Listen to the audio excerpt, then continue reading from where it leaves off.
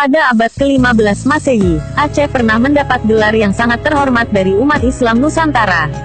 Negeri ini dijuluki Serambi Mekah, sebuah gelar yang penuh bernuansa keagamaan, keimanan, dan ketakwaan. Menurut analisis pakar sejarawan, ada 5 sebab mengapa Aceh menyandang gelar mulia itu. Pertama, Aceh merupakan daerah perdana masuk Islam di Nusantara, tepatnya di kawasan Pantai Timur, Perelak, dan Pasai. Dari Aceh Islam berkembang sangat cepat ke seluruh Nusantara sampai ke Filipina. Mubalik-mubalik Aceh meninggalkan kampung halaman untuk menyebarkan agama Allah kepada manusia. Beberapa orang di antara Wali Songo yang membawa Islam ke Jawa berasal dari Aceh, yakni Maulana Malik Ibrahim, Sunan Nampel, dan Syarif Hidayatullah. Kedua, daerah Aceh pernah menjadi kiblat ilmu pengetahuan di Nusantara dengan hadirnya Jami'ah Baitur Rahman, Universitas Baitur Rahman, lengkap dengan berbagai fakultas. Para mahasiswa yang menuntut ilmu di Aceh datang dari berbagai penjuru dunia, dari Turki, Palestina, India, Bangladesh, Patani, Mindanao, Malaya, Brunei Darussalam, dan Makassar. Ketiga, Kerajaan Aceh Darussalam pernah mendapat pengakuan dari Syarif Makkah atas nama Khalifah Islam di Turki bahwa Kerajaan Aceh adalah pelindung kerajaan-kerajaan Islam lainnya di Nusantara.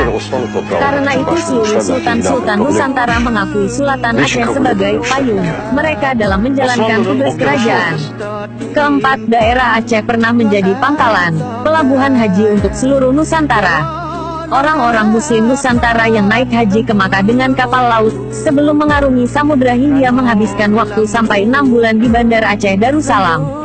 Kampung-kampung sekitar Pelanggahan sekarang menjadi tempat persinggahan jamaah haji dulunya.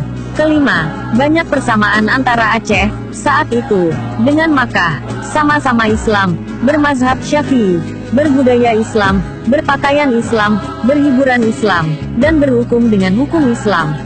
Seluruh penduduk Makkah beragama Islam dan seluruh penduduk Aceh juga Islam. Orang Aceh masuk dalam agama Islam secara kafah, totalitas, tidak ada campur aduk antara adat kebiasaan dengan ajaran Islam. Tapi kalau sekarang sudah mulai memudar. Namun siapakah yang memberi nama Serambi Mekah tersebut? Memang mendengar kata Serambi Mekah, mungkin sudah tidak asing lagi di benak kita. Namun tahukah Anda siapa yang pertama sekali memberi sebutan Aceh dengan nama Serambi Mekah? Terlepas dari pro dan kontra di kalangan masyarakat kita, sebutan Serambi Mekah semuanya berawal ketika sang penjaga makam Nabi Muhammad Sallallahu Alaihi Wasallam yang bernama Syekh Ismail. Beliau juga masih keponakan Nabi. Suatu malam beliau bermimpi bertemu Rasulullah, dan Rasulullah berpesan kepadanya, "Wahai saudaraku, ambillah 5 pucuk surat yang ada di dalam Ka'bah, dan carilah siapa anak manusia yang bisa membaca dan memberi makna akan isi surat tersebut." Kira-kira seperti itulah percakapan mereka. Lantas beliau tidak gitu saja percaya dengan mimpi tersebut. Malam besoknya beliau kembali bermimpi seperti semula, dan terus berlanjut hingga ketiga kalinya. Akhirnya beliau memutuskan untuk bertanya pada para sahabat dan ulama-ulama di sana tentang kebenaran mimpi tersebut. Yang ditanya pun menyarankan agar beliau segera melaksanakan apa yang diperintahkan oleh Rasulullah. Akhirnya beliau pergi menjelajahi semua benua di dunia ini. Dari Afrika ke Amerika, dari Amerika ke Eropa dan terus berlanjut ke benua-benua yang lainnya. Perlu diingat saat hendak berkelana menjadi musafir ke seluruh dunia beliau saat itu berumur 20 tahun. Tidak ada satu anak manusia pun yang bisa membaca surat dari dalam Ka'bah yang ditulis oleh Rasulullah tersebut. Setiap orang yang ditemuinya ia jelaskan maksud kedatangannya dan ia suruh baca dan artikan surat tersebut. Namun tak ada satupun anak manusia yang bisa membacanya.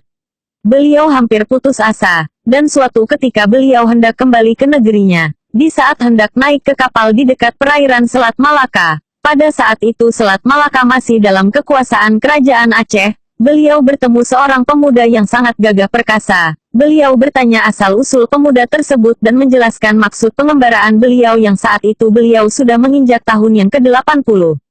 Saat itu beliau kira-kira sudah berumur 100 tahun. Kemudian sang pemuda mencoba membaca dan mengartikan makna dari isi surat tersebut. Alangkah terkejutnya Syekh Ismail ketika mendengar si pemuda tersebut dengan lancarnya menerjemahkan isi dari surat yang dititipkan Rasulullah. Lalu beliau bertanya siapa nama si pemuda tersebut.